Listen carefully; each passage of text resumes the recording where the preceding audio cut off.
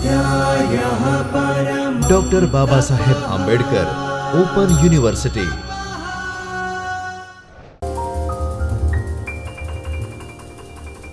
નમસ્તે. Doctor Baba Saheb Ambedkar open university Ahmedabad ચૈતન્ય સ્ટુડિયોમાંથી હું professor Yogendra Parekh આપની સાથે આજે પ્રથમ વર્ષ બીએના ફરજિયાત ગુજરાતી વિષયમાં બ્લોક નંબર 2 એકમ નંબર 2માં આવતી કવિતા આંધળી માનો કાગળ વિશે વાત કરીશ.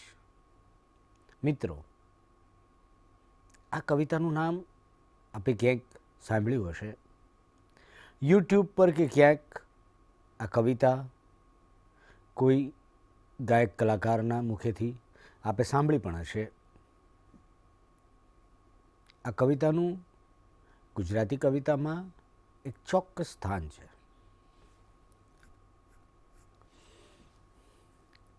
ઇન્દુલાલ ગાંધીનું આ કાવ્ય છે.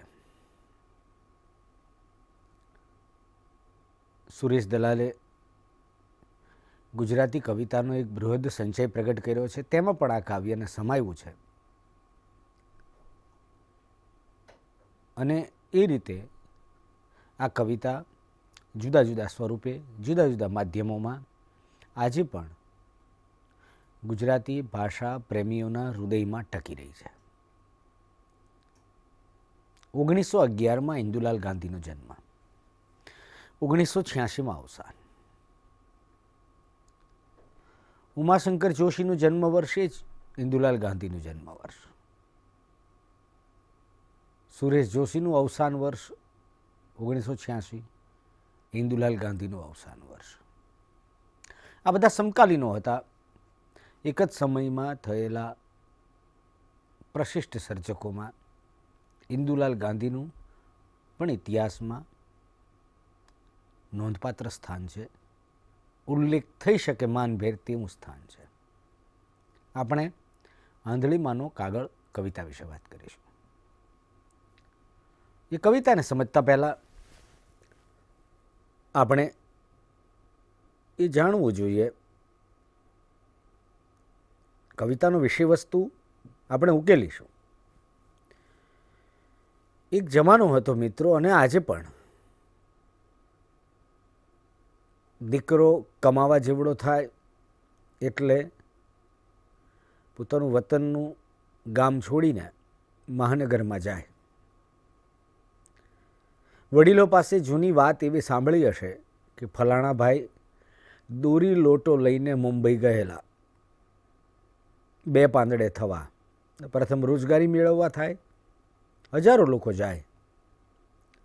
કુશળતા હોય, આવડત હોય, ધંધાની સૂઝ હોય, મહેનત હોય, અને કદાચ કોઈ કિસ્સામાં નસીબ યારી આપે તો માલે તુજાર થાય, શ્રીમંત થાય, ધનાઢ્ય થાય. આવી રીતે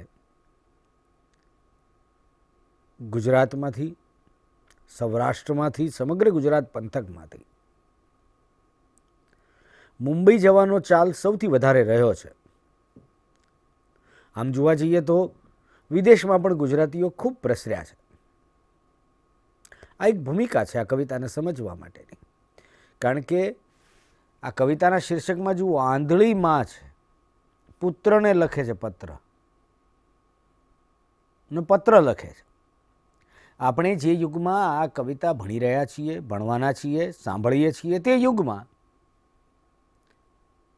આ કવિતાના વિષય વસ્તુનું પણ એક ચોક્કસ મૂલ્ય છે. કારણ કે હવે પરસ્પર સંવાદના, પ્રત્યાયનના, કમ્યુનિકેશનના, સંપર્કના માધ્યમો, સંસાધનો ખૂબ વધી ગયા છે. આજની ઉછરતી પેઢીને એ વાતનો ભાગ્યે જ ખ્યાલ આવે કે મુંબઈ રહેતા દીકરાનો 5 વર્ષથી સંપર્ક ના હોય, માતા આંધળી હોય ગામડે ને એને જુદા જુદા લોકો દ્વારા દીકરાના સમાચાર મળે, એ સાંભળીને 5 વર્ષથી પુત્રના પત્રની રાહ જોતી માતા કોઈની પાસે કાગળ લખાવે. કાગળ એટલે ટપાલ, પત્ર, પોસ્ટ. તો એ આ વિષય વસ્તુ છે. ઘણા માણસો વિશે આપણે સાંભળ્યું છે, જેમ કે ઉદાહરણ તરીકે કહીએ તો રામનાથ ગોયંકા રાજસ્થાનના મુંબઈ દોરી લોટો લઈને ગયેલા અને ઇન્ડિયન એક્સપ્રેસ જૂથ સામ્રાજ્ય ઊભું કર્યું. આ વિષય વસ્તુને સમજવા એક ભૂમિકા. એનું માહિતીથી વિશેષ આમ આ કવિતાના સંદર્ભમાં પરીક્ષાલક્ષી કોઈ મૂલ્ય નથી, પરંતુ આજની પેઢીએ આ કવિતા વાંચવી હોય તો 70, 80, 100 વર્ષ પહેલાંનું ગુજરાતનું સમાજ જીવન, રોજગારી ઈચ્છુક યુવાનોનું મહાનગર તરફનું ગમન, ગામડાઓનું તૂટતા જવું, આ પણ એક ભૂમિકા મનમાં હોવી જોઈએ અને આપણે સમજવી જોઈએ. એટલે જ ગાંધીજી જે 130 વર્ષ પહેલાં વિલાયત ગયા ભણવા, 127 વર્ષ પહેલાં દક્ષિણ આફ્રિકા ગયા રળવા અને પછી સત્યાગ્રહી તરીકે વિકસ્યા. પરંતુ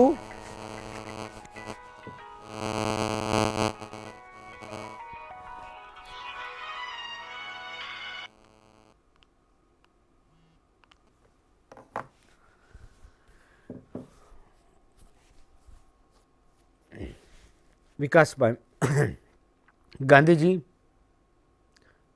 130 વર્ષ પહેલાં વિલાયત ગયા.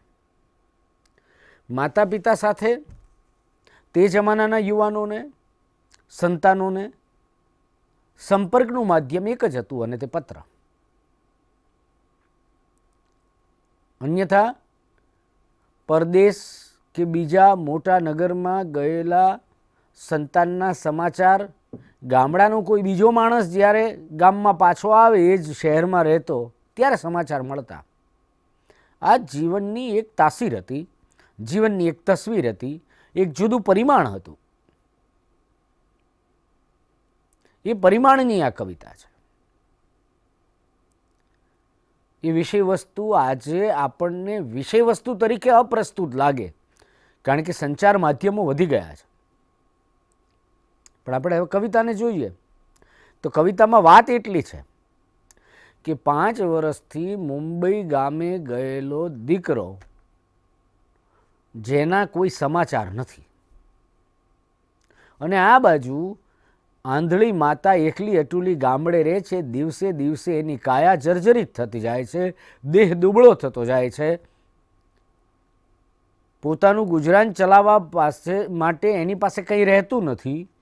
ઘરની એક એક વસ્તુઓ વેચતી જાય છે, ખેતર વેચે, ખોરડું વેચે, ઘર વેચે છે. એક બાજુ પુત્રના પત્રની પ્રતીક્ષા છે. 5 વર્ષનો વિયોગ થઈ ચૂક્યો છે. દીકરા વિશે ગામનો કોઈ માણસ આવે અને સમાચાર આપે, એનાથી જે માહિતી મળે એટલી જ માહિતીના આધારે માતા ચાલે છે. એને પણ દીકરાની સાચી હકીકતની કશી ખબર નથી, અથવા સાચી હકીકત કંઈ પણ હોય. કવિ કલ્પનામાં એટલું છે કે આંધળીમાની વ્યથા કેવી હોય. એ કેવો પત્ર લખે, 5 વર્ષથી જે દીકરાનો સંપર્ક નથી થયો એને. એ પહેલાં આપણે એ કવિતા વાંચીએ અને સમજીએ. હું કવિતા સારી રીતે ગાઈ શકતો નથી, પણ હું જે પઠન દ્વારા થોડુંક ગાવાનો પ્રયાસ કરું છું, એમાં મારો હેતુ કદાચ લઈ જળવાય તો સારી વાત છે, અન્યથા કવિતા આપના સુધી પહોંચાડવાનો છે. ધ્યાનથી સાંભળજો. એક એક શબ્દને બહુ જ સરળ રીતે લખાયેલી કવિતા છે. ગાંધી યુગની કવિતા છે. ગાંધીજીએ કોશિયાને પણ સમજાય, એટલે કે વાડીમાં પાણી પાવાનું કામ કરતા સાધારણ ખેતમજૂરને કે ખેડૂતને પણ સમજાય એવી ભાષામાં સાહિત્ય સર્જન કરવાનું કહ્યું હતું.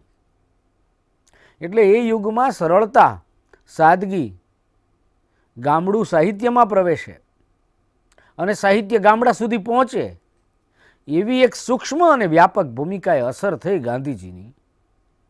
એ પણ આપણને આ પ્રકારના વિષય વસ્તુઓ પર રચાયેલી કવિતાના આધારે ખ્યાલ આવે છે. તો આ કવિતા પહેલાં માણીએ. આંધળી માનો કાગળ. અમૃત ભરેલું અંતર જેનું સાગર જેવડું સત, પૂનમ ચંદના પાનિયા આગળ ડોશી લખાવતી ખત, ગગો એનો મુંબઈ ગામે ગીગુભાઈ નાગજી નામે. લખ કે માડી 5 વર્ષમાં પહોંચી નથી એક પાઈ, કાગળની એક ચબરખી પણ મને મળી નથી ભાઈ. સમાચાર સાંભળી તારા રોવું મારે કેટલા દાડા, સમાચાર સાંભળી તારા રોવું મારે કેટલા દાડા. ભાણાનો ભાણિયો લખે છે કે ગગુ રોજ મને ભેળો થાય, ધન આખો જાય દાડિયું ખેંચવા રાતે હોટલમાં ખાય. નિત નવા લુગડા પહેરે પાણી જેમ પૈસા વેરે, નિત નવા લુગડા પહેરે પાણી જેમ પૈસા વેરે. હોટલનું જાજુ ખાઈશમાં રાખજે ખર્ચી ખૂટનું માપ, દવા દારૂના દોકડા આપણે ક્યાંઠશું ક્યાંથી બાપ. કાયા તારી રાખજે રૂડી ગરીબની એ જ છે મૂડી. ખોરડું વેચ્યું ને ખેતર વેચ્યું, કુબામાં કર્યો છે વાસ, જારનો રોટલો જડે નહીં તે દી પીવું છું એકલી છાશ. તારે પકવાનનું ભાણું મારે નીત જારનું ખાણું.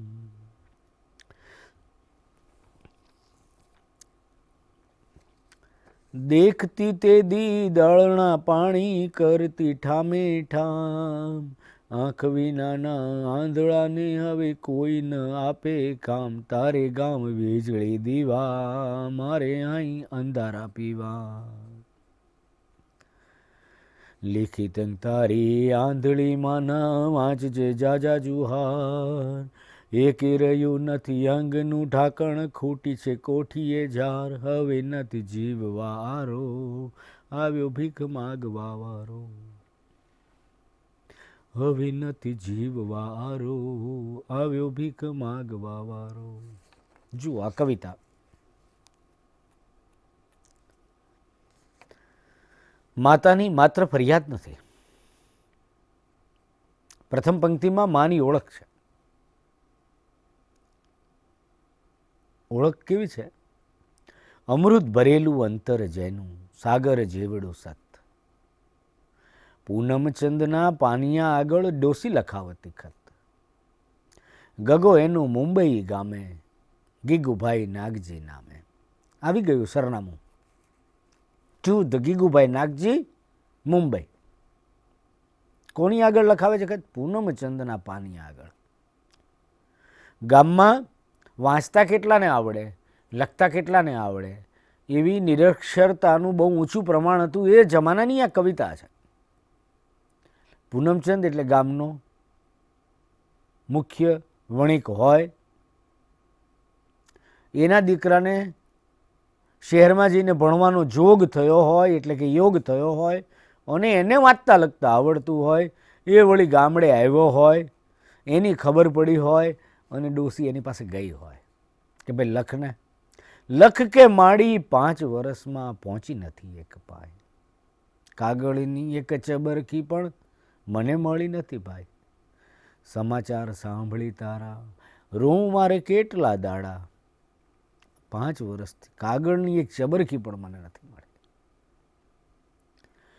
ભાણાનો ભાણિયો લખે છે કે ગગુ રોજ મને ભેળો થાય. ગામમાં બીજો એક ભાઈ છે, ગામનો છોકરો, ભાણાનો ભાણિયો. એની ટપાલ એના ઘરે ગઈ છે એટલે એમાં એના સમાચાર લખ્યા છે કે આપણા ગામનો ગગુ અહીં રહે છે એવી 2 લીટી લખી હશે. એ આ મા સુધી પહોંચ્યા છે સમાચાર. ભાણાનો ભાણિયો લખે છે કે ગગુ રોજ મને ભેળો થાય, દન આખો જાય દાડિયો ખેંચવા રાતે હોટલમાં ખાય. સ્થિતિ કેવી છે? દીકરાની સ્થિતિના સમાચાર બીજાના પત્રમાં આવ્યા છે. એ સમાચારથી મા વ્યથિત થઈ છે અને એટલે પત્ર લખવા બેઠી છે કે ભાઈ 5 વર્ષથી તારી તો કોઈ ટપાલ નથી, પણ ભાણાના ભાણિયાએ પત્ર જે લખ્યો છે એમાં સમાચાર મને એમ મળ્યા છે, આખો દિવસ તું દાડીઓ ખેંચવા જાય છે, તનતોડ મહેનત કરે છે ને રાતે જમવાનું હોટલમાં, નિત નવા લુગડા પહેરે, પાણીની જેમ પૈસા વેરે. એવું શક્ય છે? શક્ય હશે, ખબર નથી, પણ સમાચાર આવા મળ્યા છે. જેવો પગાર આવે છે, જેવી આવક થાય છે, જેવી મજૂરી મળે છે, એવું નિત નવા લુગડા પહેરે, પાણી જેમ પૈસા વેરે, હોટલમાં ખાય છે. ખાઈ ક્યાં? દીકરા વતી અત્યારે આપણે જવાબ નથી આપવાનો, પણ પરિસ્થિતિ કેવી છે? માં સુધી જે હકીકતો પહોંચી છે એ હકીકત માની વિચલિત કરે છે. એને પત્ર તો મળ્યો નથી દીકરાનો, એક પણ સમાચાર મળ્યા નથી. દીકરો કદાચ એના જીવન સંઘર્ષમાં ચક્રમાં એટલો ગૂંથાઈ ગયો છે. શું માને વિસરી ગયો છે? ખબર નથી, આપણે કહી શકતા નથી. આ બધું હું અત્યારે એટલા માટે બોલું છું કે એવી પણ કવિતા છે આની પાછળ કે દેખતા દીકરાનો જવાબ આપણે ભણવાની છે. આ દેખતા દીકરાએ પછી જવાબ આપ્યો છે, એ પણ ઇન્દુલાલ ગાંધીએ જવાબ લખ્યો છે, જવાબ કવિતા રૂપે છે. પણ આપણે માણીએ આ કવિતા અત્યારે. નિત નવા લુગડા પહેરે, પાણી જેમ પૈસા વેરે. પછી માં લખે છે કે હોટલનું જાજુ ખાઈશમાં, રાખજે ખર્ચી ખૂટનું માપ, બહારનું બહુ ન ખાઈશ અને 2 પૈસા બચાવજે, માપમાં રહેજે દીકરા. દવા દારૂના દોકડા આપણે કાઢશું ક્યાંથી બાપ, કાયા તારી રાખજે રૂડી, ગરીબની એ જ છે મૂડી. શરીરનું ધ્યાન રાખજે, બહારનું ખાઈને બગાડતો નહીં શરીર, તારું શરીર સાચવજે, કારણ કે ગરીબની એ જ છે મૂડી. આપણે મૂડીપતિ નથી થવાના. આપણે જેટલું મળે છે એટલામાં તું સાચવીને રહેજે, ખર્ચી ખૂટનું માપ રાખજે, અંધાધૂંધ ખર્ચ ન કરીશ. હવે પોતાની પરિસ્થિતિની વાત કરે છે. આગળની પંક્તિઓમાં માતાએ દીકરાના સમાચાર જાણ્યા પછી લખેલા પત્રમાં શરૂઆતમાં દીકરાની કાળજી, શિખામણ, માતા તરીકે જે આપી શકાય તે આપ્યા પછી પોતાની વાત તો હવે કરશે. એટલે શું કહે છે? ખોરડું વેચ્યું ને ખેતર વેચ્યું, કોબામાં કર્યો છે વાસ, ઝારનો રોટલો જડે નહીં તે દી, પીવું છું એકલી છાશ. તારે પકવાનનું ભાણું, સમાચાર મળ્યા છે ને કે હોટલમાં ખાય છે. તારે પકવાનનું ભાણું, મારે નિત ઝારનું ખાણું. જુઓ પ્રાસ કેવા મેળવે છે સર્જક. કાયા તારી રાખજે રૂડી, ગરીબની એ જ છે મૂડી. અંત્યાનું પ્રાસ, તારે પકવાનનું ભાણું, મારે નિત ઝારનું ખાણું. ઘર હવે રહ્યું નથી, ખેતર પણ વેચી દીધું છે, કુબામાં વાસ કર્યો છે. જે દિવસે ઝારનો રોટલો ન મળે કે એનો યોગ ન હોય તે દિવસે એકલી છાશ પીને હું સૂઈ જાઉં છું. મારી પાસે હવે કશું રહ્યું નથી. વ્યથા માત્ર આટલી નથી. માં કહે છે પોતાનો પક્ષ રજૂ કરતા કે દેખતી તે દી દળના કરતી ઠામોઠામ, ઘરે ઘરે જઈને હું દળના દળતી. કવિતા કયા સમયની છે? ઘરઘંટી નહોતી એ જમાનાની છે. કોઈના ઘરમાં દળવાનું કામ મળતું, એવી રીતે એક જમાનો હતો. મીઠા પાણીના કૂવેથી પાણી લાવી દેવાનું શેઠિયાના ઘરનું, આ બધા કામો ગામડામાં મળતી આર્થિક રીતે સાધારણ મહિલાઓને મળતી રોજગારીના પ્રકારોમાં એક હતું કે પારકા ઘરના બીજાના ઘરના દળના દળવા. મોટી ઘરઘંટીઓ રહેતી, એ ઘરઘંટી પૈડાવાળી, એવી ઘંટીઓની બદલે હવે ઇલેક્ટ્રોનિક ઘંટીઓ આવી ગઈ. તમે ચાંપ દબાવો, ઘંટી ચાલુ થાય, અનાજ દળાય. એવું હવે નથી રહ્યું. એવી આધુનિક ઘંટીઓ એ જમાનામાં નહોતી. એટલે પેલી હાથથી દળવાની ઘંટી અને એમાં મળતું કામ સુખી માણસો એ વખતે પણ કામવાળા બહેનોને શોધી લેતા. એટલે આ માં કહે છે, દેખતી તેદી દરણા કરતી ઠામોઠામ. આંખ વિનાના આંધળાને હવે કોઈ ના આપે કામ. હવે આંખો પણ ગઈ છે. એટલે ઉંમર થતી જાય છે, શરીરના અંગો ઘસાતા જાય છે, આંખે દેખાતું નથી. આંધળી માનો કાગળ છે, માત્ર માનો કાગળ નથી. બેરોજગાર છે, એકલી છે, અટુલી છે, નિર્ધન છે, નિસહાય છે, કોઈની સહાય નથી. તો શું કહે છે?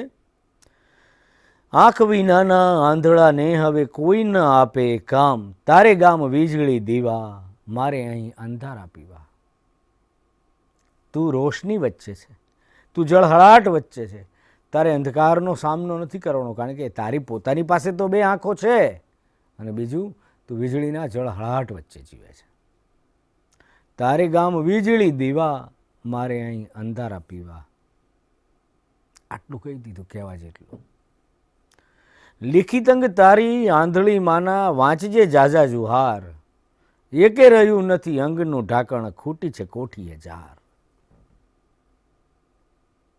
રોટી, કપડાં, મકાન, જાર કોઠીએ ખૂટવી, તદ્દન નિર્ધન થઈ જવું. નથી રહ્યું એકે અંગનું ઢાંકણ, વસ્ત્ર નથી, મકાન વીછી ગયું છે, આશરાઓ છીનવાઈ ગયા છે, અને હું અહીં એકલી છું, માં કહે છે. શરીર પણ હવે સાથ આપતું નથી. દીકરા, લિખિત અંગ તારી માના, આંધળી માના, વાંચજે જાજા જુહાર. હવે નથી જીવવા હારો, આવ્યો ભીખ માગવા વારો. ગામડાની સ્ત્રી, વૃદ્ધ મહિલા, નિર્ધન અવસ્થામાં ભીખ માગવી એ મૃત્યુ બરાબર છે. એટલે કે છે, હવે નથી જીવવા હારો, આવ્યો ભીખ માગવા વારો. આ પત્ર વાંચીને દીકરાને શું થશે એ જિજ્ઞાસામાં અત્યારે આપણે નથી જતા, પણ આ કવિતામાં રહેલી માતાની વ્યથાને આપણે પામવાની છે. શરૂઆતમાં ચિંતા વ્યક્ત કરી છે, પછી વ્યથા વ્યક્ત કરી છે, પોતાની પરિસ્થિતિનું બયાન કર્યું છે. આંધળી માનો આ કાગળ છે. એટલે કવિએ આંધળી માં શબ્દો ઉપર બહુ ભાર મૂકીને લાગણી વેડામાં આ કવિતાને નબળી નથી બનાવી. એ કવિતાના શીર્ષક પૂરતું સીમિત છે, અને એક વખત ઉલ્લેખ આવે છે તે પણ, તારે ત્યાં વીજળી દીવા, મારે અહીં અંધારા પીવા, ત્યાં સુધી આખી વાત પહોંચે છે. નહીતર આખું જીવન આખું ગામડામાં પસાર કર્યું હોય એને દેખતી આંખે વીજળી વગરના ગામમાં રહેવામાં અંધકાર નથી લાગવાનો, પરંતુ હવે તો આંખોની રોશની પણ છીનવાઈ છે, અને ગામમાં તો વીજળી નહીં પહોંચી હોય. એ જમાનાની કવિતા છે. સાવ નિરાંતવું કહેવાય એવું ગામનું જીવન પણ એક વૃદ્ધ મહિલા માટે દીકરાની ગેરહાજરીમાં કેટલું દહેલું બની ગયું છે એની કવિતા છે. એટલે મુંબઈની વાટ પકડીને રહેતા એ જમાનાના યુવાનો એમના જીવનમાં સંઘર્ષના, બેદરકારીના કેટલા પ્રકારના વિવિધ પરિમાણો હતા જીવનના. આ કાવ્યમાં આ પુત્ર ગગુભાઈ નાગજીને શું તકલીફ હશે એ કવિ કલ્પનાનો વિષય છે, પણ માની તકલીફ શું છે, માની મુશ્કેલી શું છે, માની પીડા શું છે, માની વ્યથા શું છે, એ આપણને આ કવિતામાં બરાબર ભળાય છે, બરાબર વંચાય છે, આપણા હૃદય સુધી પહોંચે છે, એ હૃદય સ્પર્શી બને છે. શરૂઆતમાં કરેલું સંબોધન પત્રના સ્વરૂપને પણ કાવ્યમાં તંતોતંત જાળવી રાખ્યું છે. લખ કે માડી પત્રની શરૂઆત છે. ગગો એનો મુંબઈ ગામે, ગગુભાઈ નાગજી નામે. તો આપણે પત્ર લખતી વખતે સરનામું લખીએ ને, કોને? પત્ર મેળવનારનું નામ ગગુભાઈ નાગજી. શું? મુંબઈ. આખું સરનામું નથી લખાયું, પણ સંબોધન અને ક્યાં પત્ર પહોંચશે એની સભાનતા એ પત્રની વ્યવસ્થા છે અને કવિતામાં ગોઠવાય છે પેલા સંવેદન સાથે. લાગણીને સહેજ પણ ઝાંખમ ન લાગે એવી રીતે ગગુભાઈ નાગજી નામે પ્રાસ મળે છે, વર્ણાનું પ્રાસ, અને પ્રાસમાં કવિતા ઉચકાય છે. અમૃત ભરેલું અંતર જેનું અને સાગર જેવડું સત. આ કાવ્યની નાયિકા એટલે કે આંધળી માનું ચરિત્ર છે. એ ચારિત્ર છે. અમૃત ભરેલું અંતર સાગર જેવડું સત. એના જીવનમાં પણ વ્યથાનો સાગર ઘોઘવાય છે અને એવી સ્ત્રી, એવી મહિલા, એવી વૃદ્ધ માતા છેલ્લે શું કહે છે? હવે નથી જીવવા વારો, હવે આવ્યો ભીખ માગવા વારો. કારણ કે અસ્તિત્વ માટે જીવન સંઘર્ષની પણ એક તસવીર મળે છે. લાચાર વૃદ્ધ માતા, શરીરથી અશક્ત અને આંખે અશક્ત, શરીરથી અશક્ત અને આંખે અંધાપો. જોજોનો દૂર રહેતો દીકરો, જેનો 5 વર્ષથી કોઈ પણ પ્રકારનો સંપર્ક ન થયો હોય અને એને વિશે મળતી વાત ચિંતામાં વધારો કરનારી હોય અને પોતે મહા મુશ્કેલીઓમાં જીવન પસાર કરતી હોય, એવી માતા પાસે વ્યથાનું આખું પોટલું હોય. પણ એ વ્યથાનું પોટલું જ્યારે કાવ્યદેહ પામે ત્યારે કેવી સરળતાથી ભાવકના હૃદયને ભીંજવી જાય અને સંબંધોનું એક આખું વર્તુળ રચાય. માતા અને પુત્ર વચ્ચેના સંબંધમાં લાગણીનું જે તત્વ છે, સંવેદનનું જે તત્વ છે, સંઘર્ષનું જે તત્વ છે, એ આપણને માનવીય સંબંધોની એક જુદી જ તસવીર રજૂ કરે છે. એટલે આ કવિતાના વિષય વસ્તુમાં આજે ખૂબ ઝડપી પ્રસાર માધ્યમોમાં અને સંપર્ક સૂત્રોમાં આપણે જીવતા હોઈએ ત્યારે વિડીયો કોલિંગથી મા અને દીકરો વાત કરી શકતા હોય, અમેરિકા બેઠેલા દીકરા સાથે અમદાવાદ કે ગુજરાતના કોઈ પણ ગામડામાંથી કે ભારતના કોઈ પણ ખૂણેથી માતા વાત કરી શકતી હોય, એ જમાનામાં આપણને કાવ્યનું વિષય વસ્તુ અપ્રસ્તુત લાગે, પરંતુ માનવીય સંબંધોનું સૂત્ર જે છે એની પ્રસ્તુતતા ઓછી નથી. દીકરો જો આ કવિતામાં જે છે તે બેદરકાર હોય તો એ બેદરકારી તો આજે પણ પ્રસ્તુત છે. સંપર્કનો અભાવ અને હૃદયનો લગાવ ઓછો હોવાની સ્થિતિ અને જીવનમાં આવતી જતી સંવેદન શૂન્યતાની દૃષ્ટિએ આજે પણ આ કાવ્ય પ્રસ્તુત છે. આજે પણ માતા કદાચ આંધળી નહીં હોય, દેખતી હશે તો પણ એની વ્યથાની તસવીર જુદી નથી હોતી આ કવિતા કરતાં. અને એટલે આ કવિતા અભ્યાસક્રમમાં રાખવા પાછળનો ઉદ્દેશ એ પણ છે કે ભાષાની અને અભિવ્યક્તિની